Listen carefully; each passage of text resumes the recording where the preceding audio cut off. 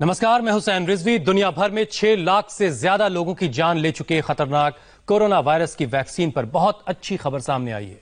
Vaccine बनाने में जुटी ब्रिटेन की ऑक्सफोर्ड यूनिवर्सिटी को एक बड़ी कामयाबी मिली है। इस वैक्सीन को इंसानों के लिए काफी सुरक्षित पाया गया है।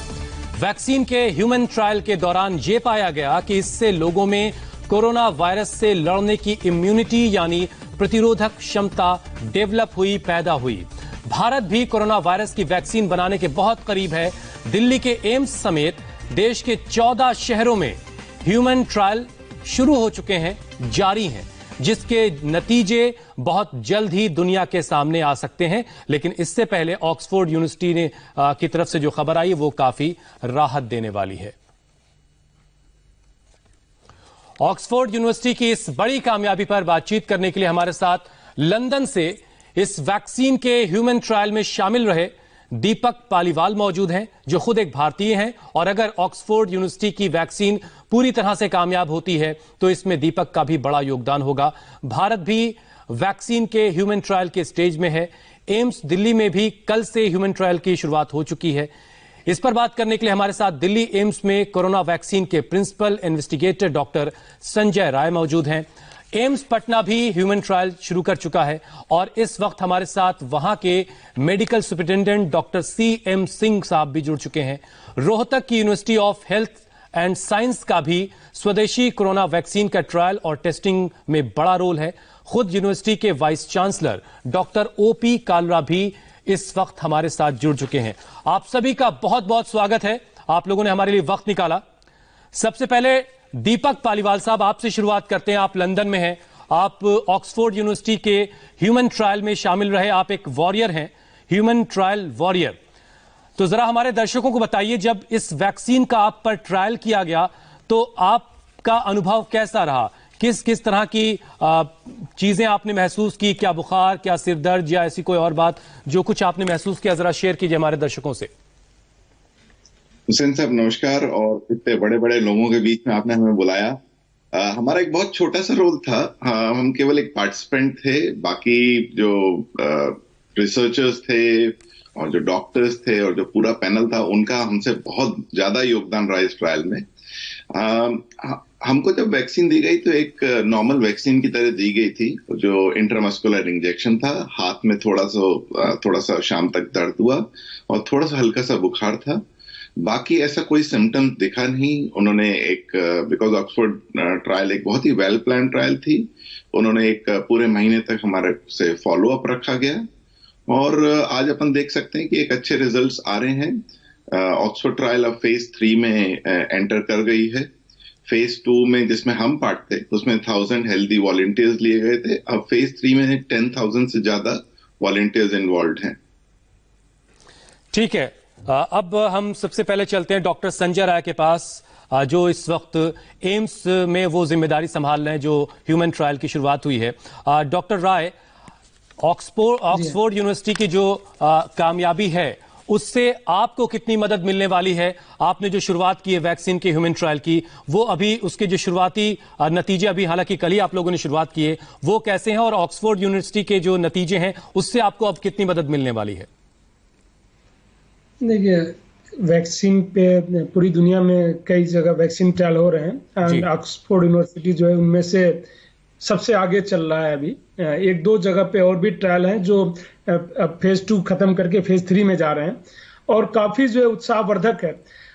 हिंदुस्तान में जब हम ट्रायल शुरू कर रहे थे, ये करीब 2 महीने से प्रोसेस हमारे यहाँ भी चल रहा था। हम लोग सोच रहे थे कि पता नहीं, क्योंकि अभी हमें कुछ भी नहीं पता था, सिर्फ एनिमल ट्रायल इसके रिजल्ट हमें पता थे और उस बेसिस पे हमें उम्मीद थी कि हो सकता है कि इम्यूनोजेनिसिटी अच्छी हो, बट रिएक्शन कैसा रहेगा नहीं रहेगा, ये तमाम अटकलें थी। लेकिन ये सब रिजल्ट देख के और भी जगह के रिजल्ट हमने देखे हुए हैं, सिर्फ ऑक्सफोर्ड के ही नहीं, तो ये काफी जो है हमें अब उम्मीद बंधी है कि शायद दुनिया को जो है जल्दी जो है एक वैक्सीन अच्छा मिल सकता है। अभी चूंकि ये सेफ्टी ट्रायल था, वहां भी इम्यूनोजेनिसिटी भी उन्होंने फेज 2 में देखा हुआ है, तो दोनों में ही वो जो है खरे उतरे हुए हैं।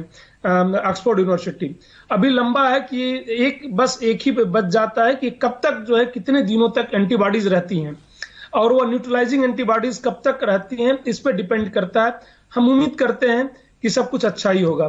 एम्स में अभी हमने कल से ही स्क्रीनिंग शुरू की एंड टेस्टिंग स्क्रीनिंग में हम सारे रूटीन टेस्ट करते हैं। सो टेस्टिंग के बाद जब आइडेंटिफाई करते हैं हम हेल्दी वॉलंटियर्स को, उसके बाद वैक्सीन देना शुरू करते हैं। डॉक्टर ओपी कालरा, जैसा कि डॉक्टर राय कह रहे हैं कि ये एक अच्छी खबर हमें मिली है, इससे हमारा भी मोराल बूस्ट अप होगा। ऑक्सफोर्ड यूनिवर्सिटी की वैक्सीन दुनिया को मिले या फिर हिंदुस्तान वैक्सीन दे, लोगों को फायदा मिलना चाहिए, ये बहुत अहम हो जाता है। लेकिन अगर हम हिंदुस्तान वैक्सीन देगा तो ये हमारे लिए वाकई फख्र की बात होगी, खुशी की बात होगी। आप लोगों ने जो ह्यूमन ट्रायल की शुरुआत की है, अभी शुरुआती दौर में आपने कितने लोगों को सिलेक्ट किया है? ये प्रोसेस पहले फेज का जो होगा ये कितने दिन तक चलता है?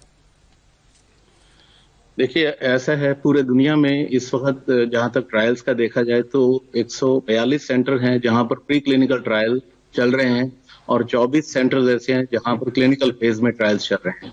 जहां तक हिंदुस्तान का सवाल है, भारत बायोटेक ने नेशनल इंस्टीट्यूट ऑफ वायरोलॉजी के साथ मिलकर Indian council of medical research के अंतर्गत ये ट्रायल की शुरुआत की है और इसमें 13 सेंटर्स में ये स्टडी की जा रही है। और शुरू की जो फेज 1 स्टडी है इसमें साइड इफेक्ट्स या कोई ऐसे एडवर्स इफेक्ट्स सामने तो नहीं आ रहे। पहली फेज में पहली फेज के भी शुरू के पार्ट में 50 सब्जेक्ट्स जो हैं उनके ऊपर स्टडी की जा रही है। हमने जब लोगों से इसके लिए वॉलंटियर्स बनने के लिए कहा तो अभी हमारे पास 100 से ज्यादा वॉलंटियर सामने आए हैं और हमने अभी पिछले 4 दिन में 13 वॉलंटियर्स का वैक्सीन दे चुके हैं और आज भी हम और वॉलंटियर्स को वैक्सीन देने जा रहे हैं। और फर्स्ट फेज के अंदर शुरू में हमारा ये एम है कि ये देखें कि इसमें कोई ऐसा मेजर एडवर्स इफेक्ट सामने तो नहीं आए।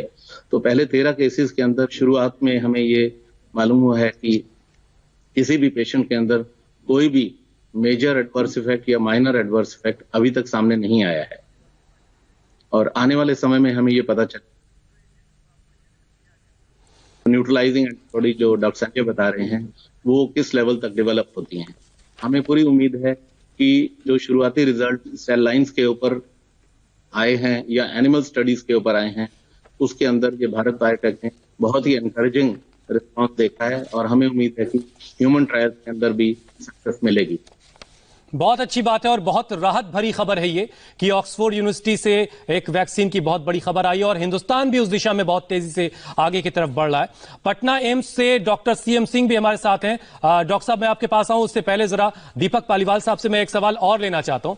पालीवाल साहब, कितने दिन पहले आपको वो इंजेक्शन दिया गया था, वो वैक्सीन दी गई थी, और उसके बाद जरा और आसान लफ्जों में डिटेल में जरा समझाइए कि जब इंजेक्शन दिया गया तो 24 घंटे के अंदर आपने क्या क्या महसूस किया, उसके बाद आपने अपने अंदर क्या क्या बदलाव महसूस किए?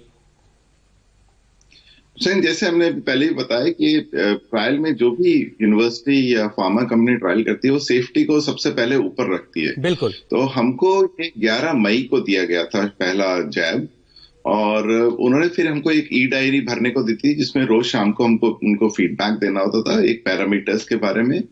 फिर हमारा 7th डे पे एक टेस्ट हुआ था वापस और एक 29th डे पे, क्योंकि ये जो अभी वैक्सीन देखी गई है इसके पीक जो एंटीबॉडीज बन रही हैं वो 28th डे पे बन रही हैं और टी सेल्स का जो पीक हो रहा है वो 14th डे पे हुआ है as per the results which जो कल डिक्लेयर किए गए। पालीवाल साहब, आपने बताया कि आपको एक डायरी भरने को दी गई, उस डायरी में आप क्या क्या बातें नोट डाउन कर रहे थे?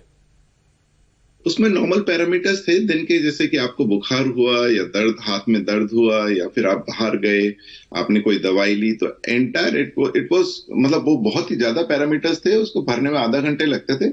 लेकिन जितने भी 1000 वॉलंटियर्स थे वो लोग रोज ये फीडबैक देते थे और आई थिंक जो भी इंडिया में ट्रायल शुरू हो रही है वो भी इन्हीं बेसिस पे हो रही होगी, क्योंकि एक और छोटी सी बात, क्या इस दौरान आप अपना जो काम करते हैं वो सारे कामकाज भी करते रहे? बिल्कुल रेगुलर, बिल्कुल नॉर्मल लाइफ थी आपकी? ठीक है, बिल्कुल नॉर्मल। डॉक्टर सीएम सिंह साहब, आपने जो ह्यूमन ट्रायल की शुरुआत की है वो अभी उसके शुरुआती नतीजे क्या कह रहे हैं? जिन लोगों पर आप ट्रायल कर रहे हैं उनसे जो शुरुआती बातचीत हो रही है वो क्या बता पा रहे हैं आपको? आप किस डायरेक्शन में जाता हुआ खुद को देख रहे हैं? हाँ, अभी तक हमने 14 लोगों को वैक्सीन दिया है, 14 लोगों को, और अभी तक कहीं से हमें कोई साइड इफ़ेक्ट की कोई खबर नहीं है। जैसा इसके पहले एक पार्टिसिपेंट बोल रहे थे तो कि हम लोग क्लिनिकल ट्रायल में एक डायरी देते हैं, उसमें वो डिटेल अपना लिखते हैं अगर कोई साइड इफ़ेक्ट है या कुछ एडवर्स इवेंट है तो। अभी तक 14 लोगों में कोई भी साइड इफ़ेक्ट नहीं नोट हुआ है। तो 14 लोगों पर आप अभी फिलहाल ट्रायल कर रहे हैं और 14 लोगों में किसी भी तरह का कोई साइड इफेक्ट नहीं दिखाई दिया। डॉक्टर संजय राय साहब, जैसा कि पालीवाल साहब बता रहे हैं कि थोड़ा बहुत बुखार, हल्का फुल्का सा कुछ बदन दर्द, इस तरह की चीजें थीं, क्योंकि अभी कल ही आपने ह्यूमन ट्रायल की शुरुआत की है। आप जिन लोगों पर ट्रायल कर रहे हैं, जो लोग आपके लिए वॉलंटियर कर रहे हैं, जो लोग आपके लिए ह्यूमन ट्रायल वॉरियर का काम कर रहे हैं, उनको आपने किस तरह के एहतियात, कुछ प्रिकॉशंस के लिए भी कहा है? अभी तक आप क्या देख पा रहे हैं? देखिए, एक तो हमें 100 वॉलंटियर्स को यहाँ पे एम्स में करने थे। इसके लिए हमने एडवर्टाइजमेंट दिया सैटरडे की शाम को थ्रू आप ही लोगों के चैनल के थ्रू दिया जी। 24 घंटे के अंदर हमारे पास 1800 से ज्यादा लोग उस 100 के लिए रजिस्टर्ड कर लिए थे और आज जो है 2200 से ज्यादा लोग रजिस्टर्ड हो चुके हैं। तो काफी ज्यादा जो है उत्साह करने वाला रिजल्ट हमारे लिए था। थोड़ा सा मैं ये बताना चाहूंगा कि इस वैक्सीन में और जो ऑक्सफोर्ड यूनिवर्सिटी का वैक्सीन है, एक तो डिफरेंट है, डिफरेंट डोजिंग शेड्यूल भी है। हम जो है 14 दिन बाद, 2 हफ्ते बाद ही जो सेकेंड डोज दे रहे हैं, उन्होंने 4 वीक बाद दिया था। सो थोड़ा सा डिफरेंस भी है। उनके दूसरे टाइप का वैक्सीन है, हमारा जो है कंप्लीटली जो है होलसेल किल वेरिएंट है। सो एक तो ये डिफरेंस है। जो हमारे पार्टिसिपेंट्स है उनको इंस्ट्रक्शन ये है कि एलिजिबिलिटी क्राइटेरिया है, एक उन्हीं को इंक्लूड किया जा सकता है कि हेल्दी वॉलंटियर होने चाहिए। फर्स्ट फेज में 18 से 55 साल उम्र हो।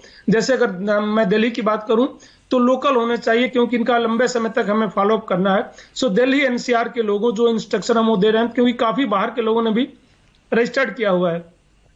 सो दिल्ली एनसीआर के लोग हों, 18 से 55 साल की उम्र के बीच में हैं और हेल्दी हों। दैट मीन्स उनको कोई कोमॉर्बिड कंडीशन नहीं है, लेकिन उसके बावजूद भी हम यहाँ पे सारे ही टेस्ट कर रहे हैं। उनके जैसे कोविड से रिलेटेड टेस्ट कर रहे हैं, आरटीपीसीआर भी कर रहे हैं, फिर एंटीबॉडीज भी देख रहे हैं कि कहीं पहले तो उनको इन्फेक्शन नहीं हुआ। उनके सारे रीनल फंक्शन, आपके liver function, diabetes status, blood pressure, ये सारा देखने के बाद कि प्रेगनेंसी नहीं है, सो प्रेगनेंसी का भी टेस्ट अगर फीमेल है तो उनका करके, ये करने के बाद जब इंक्लूजन क्राइटेरिया पे फिट बैठते हैं तो हम उनका जो है सैंपल लेते, ये वैक्सीन के लिए आइडेंटिफाई करेंगे। अभी तक हमने वैक्सीन यहाँ लगाना शुरू नहीं किया है, क्योंकि अभी हमने स्क्रीनिंग ही सिर्फ किया है। मोस्ट प्रोबेबली कल तक रिजल्ट आ जाए तो थर्सडे या फ्राइडे को हम जो है वैक्सीन देना शुरू करेंगे। सो अभी तक हमारे यहाँ जो है सिर्फ यहाँ स्क्रीनिंग प्रोसेस स्टार्ट होता है। स्क्रीनिंग के दौर में है, अभी वैक्सीनेशन के दौर में अभी आप नहीं पहुंचे हैं। डॉक्टर कालरा, दिल्ली में जो बातें बता रहे हैं डॉक्टर राय कि दिल्ली में जिस तरह से वॉलंटियर्स सामने आए, वॉरियर्स सामने आए, वो काबिल तारीफ है, वो उसकी तारीफ की जानी चाहिए। आपको कैसा रिस्पॉन्स मिला जब आपने वॉलंटियर्स की के लिए अपील की लोगों से? क्या वहां पर आपको किसी तरह की कोई दिक्कत आई? और चूंकि आप वैक्सीनेशन कर चुके हैं तो अभी तक आपने क्या देखा है? ऐसे अभी हमने थ्रू लोकल कॉन्टैक्ट्स वॉलंटियर्स इकट्ठे किए हैं, जिससे हमारे पास 100 से ज्यादा वॉलंटियर आए हैं। लेकिन हम कोशिश कर रहे हैं कि अब हम प्रिंट मीडिया और इलेक्ट्रॉनिक मीडिया के थ्रू भी लोगों को एनकरेज करेंगे, और हमें उम्मीद है कि सैकड़ों लोग सामने आएंगे जो वैक्सीन के लिए वॉलंटियर बनना चाहेंगे। डॉक्टर कालरा, कितने लोगों की जरूरत है आपको? वैसे कितने लोगों की जरूरत है? इंडिया टीवी के जरिए भी आवाज पहुंच रही है आपकी। फेज 1 के अंदर हमें 375 सब्जेक्ट्स को रिक्रूट करना है, और फेज 2 के अंदर 650 को total all over India recruit करना है। लेकिन जो शुरुआती दौर में ये 50 लोगों को रिक्रूट किया जा रहा है, उनका डेटा 1 हफ्ते के बाद data safety monitoring board evaluate करेगा कि किसी भी सब्जेक्ट के अंदर, वॉलंटियर के अंदर कोई भी एडवर्स इफेक्ट आया है या नहीं आया।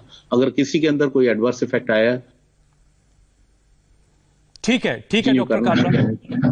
तो अभी तक किसी के अंदर कोई भी एडवर्स इफेक्ट नहीं आया। हम लोग हर एक सब्जेक्ट के साथ सुबह शाम डेली बात कर रहे हैं और कोई एडवर्स इफेक्ट नहीं आया। अब तक कितने लोगों को आप वैक्सीन दे चुके हैं? हम 13 लोगों को वैक्सीन दे चुके हैं। 13 लोग। और आज भी, हाँ जी, आज भी कई लोग आए हुए हैं जिन्हें वैक्सीन दिया जा रहा है। ठीक है पालीवाल साहब, देखिए आप उस रिसर्च का हिस्सा हैं जिस रिसर्च के नतीजों के लिए पूरी दुनिया बेकरार है, पूरी दुनिया इंतजार कर रही है। आपने हमारे पैनल में जो दूसरे डॉक्टर्स हैं, बहुत सीनियर डॉक्टर्स हिंदुस्तान के, उनको भी सुना। अब आप जिस प्रोसेस से गुजर चुके हैं उसके बाद अब आप क्या उम्मीद कर रहे हैं कि कितने वक्त के बाद इसके नतीजे एक वैक्सीन की शक्ल में दुनिया के सामने होंगे? हुसैन जी, ये कोई बता नहीं सकता क्योंकि एक ट्रायल है और ये कब रिजल्ट आएंगे। वैक्सीन जल्दी आनी चाहिए। जो पहला फेज 2 के रिजल्ट्स आए ऑक्सफोर्ड यूनिवर्सिटी के, बहुत ही ज्यादा अच्छे आए हैं, और जब फेज 2 के अच्छे आए तभी उन्होंने फेज 3 शुरू किया था, जो 10,000 वॉलंटियर्स पे अक्रॉस 5 कंट्रीज शुरू हुआ है। तो उम्मीद है कि जो पहला स्टेप था वो अच्छा हुआ है, दूसरा अच्छा हुआ है, तो तीसरा जो फेज 3 शुरू हुआ है उस पर अच्छे आनी चाहिए। जल्दी से जल्दी एक वैक्सीन आए, भले कहीं से आए, वो यूके से आए, यूएस से आए, इंडिया से आए। आई थिंक वैक्सीन ज्यादा इंपॉर्टेंट है अभी right now in current situation. बिल्कुल सही बात है डॉक्टर राय। पालीवाल साहब बिल्कुल सही बात कह रहे हैं कि वो वैक्सीन आनी चाहिए जिससे हम लोगों की जिंदगी बचा सकें। लेकिन ऑक्सफोर्ड यूनिवर्सिटी और एस्ट्राजेनेका ने जो काम करके दिखाया है उसके बाद आप क्या देख पा रहे हैं, और हिंदुस्तान की जो रिसर्च जहां तक पहुंची है उसके एतबार से हम क्या कह सकते हैं कि कितने वक्त में ये वैक्सीन लोगों के लिए अवेलेबल हो जाएगी? देखिए, अवेलेबिलिटी की जहां तक बात है, हिंदुस्तान जो है पूरी दुनिया में सबसे ज्यादा वैक्सीन का प्रोड्यूसर है। बिल्कुल। तो एक बार अगर वैक्सीन जो इफेक्टिव वैक्सीन कहीं से भी आए, हिंदुस्तान का उसमें रोल रहेगा, चाहे वो इंडिया बनाए या ऑक्सफोर्ड यूनिवर्सिटी बनाए, यूएसए बनाए, कोई भी बनाए, क्योंकि लार्ज लेवल पे प्रोडक्शन की कैपेसिटी जैसी हमारी ये कहीं नहीं है, पूरी दुनिया में नहीं है। सो हम ये देखते हैं कि अगर सब कुछ हमारे प्लान के अनुसार चल रहा है, मैं इंडियन वैक्सीन की अपनी बात कर रहा हूं, जो भारत बायोटेक का हम लोग ये कर रहे हैं, क्लिनिकल ट्रायल कर रहे हैं, फेज 1, फेज 2, फेज 3। सो इस साल के अंत तक जो है एक अच्छे वैक्सीन की आने की उम्मीद है, अगर सब कुछ हमारे प्लान से अनुसार चला, कि वैक्सीन बहुत ही सेफ है, वैक्सीन बहुत ही इफेक्टिव है, और अगर ऐसा ही चलता रहा ये उनके बारे में मैं अभी चूंकि फेज 3 ट्रायल स्टार्ट कर चुके हैं, कितनी लॉन्ग लास्टिंग इम्यूनिटी उनकी है, और हमारी जो है अभी। चलिए डॉक्टर राय, जो आप कह रहे हैं कि हिंदुस्तान का रोल होगा, बिल्कुल होगा, क्योंकि सीरम इंस्टीट्यूट ऑफ इंडिया ने जो है ऑक्सफोर्ड यूनिवर्सिटी के साथ जो करार किया है, मैन्युफैक्चरिंग की जिम्मेदारी वो लेने जा रहे हैं। ऑक्सफोर्ड यूनिवर्सिटी की जो खोज है, जो वैक्सीन जो उन्होंने तलाशी है, उसकी जिम्मेदारी बनाने की, मैन्युफैक्चरिंग की सीरम इंस्टीट्यूट ने ली है, और सीरम इंस्टीट्यूट दुनिया में सबसे बड़ी वैक्सीन बनाने वाली कंपनी, यानी हिंदुस्तान की वो एक कंपनी है। एक छोटा सा ब्रेक मुझे लेना है, ब्रेक के बाद इस सवाल का जवाब हम आप लोगों से समझेंगे दर्शकों के लिए कि आखिर ये वैक्सीन जो आ रही है ये कितनी सेफ होगी, इस पर बात करेंगे। ब्रेक, फौरन लौट रहे हैं।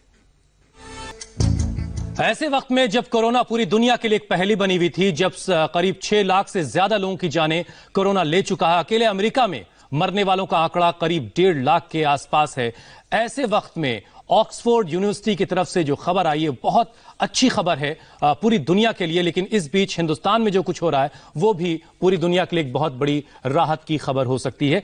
इससे पहले कि मैं ये समझूं डॉक्टर राय और डॉक्टर कालरा कि ये दवा जो वैक्सीन आ रही है कितनी सेफ होगी, लेकिन उससे पहले जरा डॉक्टर सीएम सिंह के पास चलते हैं। सीएम सिंह साहब, जरा ये बताइए कि जो पटना एम्स में जो आप लोगों ने ह्यूमन ट्रायल की शुरुआत की है, इसमें शुरुआती दौर में आपने कितने ह्यूमन ट्रायल वॉरियर्स को वैक्सीन दी है, और शुरुआत में क्या अभी तक आपने रीड किया है? एक्चुअली हमने पटना एम्स में ट्रायल 13 जुलाई से शुरू किया जी। 13 जुलाई से हमारा स्क्रीनिंग का शुरू हुआ। जैसा डॉक्टर संजय राय ने बताया था कि सबसे पहले हमें इनरोलमेंट करते समय हमें उनका ब्लड सैंपल, यूरिन सैंपल और डिटेल फिजिकल एग्जामिनेशंस करते हैं, और इवन कोरोना का भी टेस्ट करते हैं। उसमें से जो फिट पाए जाते हैं उनको हम वैक्सीन देते हैं। तो 13 से हमने ट्रायल शुरू किया और लोगों का रिस्पांस बहुत ही अच्छा रहा। करीब 500 से 600 लोग इनरोल हुए हमारे साथ, और लोग भी इनरोल होते जा रहे हैं। 15 को हमने पहला वैक्सीन दिया, जो पहला वॉलंटियर था हमारा उसको वैक्सीन दिया। एक्चुअली वैक्सीन देने के बाद हम लोग 2 से 3 घंटे उनको हॉस्पिटल में ही रोकते हैं, डे केयर सेंटर में, और ऑब्जर्व करते हैं कि कोई सीरियस साइड इफेक्ट तो नहीं है, जिसको हम सीरियस एडवर्स इवेंट बोलते हैं। तो उसके लिए ऑब्जर्व करते हैं। जब नहीं होता है तो उनको हम डायरी देके घर के लिए छोड़ देते हैं। वो डायरी पे जो भी अगर कभी कोई इनको सिम्टम अपीयर होता है उसके बारे में उनको डिटेल बताया जाता है कि आप उसको नोट करते रहिएगा। हम और इस वैक्सीन ट्रायल के लिए और अभी तक के लिए हम सभी के लिए बहुत अच्छी खबर ये है कि जिन 14 लोगों को हमने दिया किसी को कोई साइड इफेक्ट नहीं हुआ है अभी तक। चलिए, बहुत अच्छी बात है ये। पालीवाल साहब, एक छोटे से सवाल का जवाब दीजिए। आपको पूरी रिसर्च के दौरान कितनी बार वैक्सीन दी गई, और आप जो वॉरियर्स हैं, जो लोग वॉलंटियर करना चाहते हैं, उनको किस तरीके से मोरल उनका हाई करना चाहते हैं कि वो डरे नहीं, वो घबराए नहीं, वो इसमें वॉलंटियर के तौर पर, एक वॉरियर के तौर पर शामिल हो सकते हैं?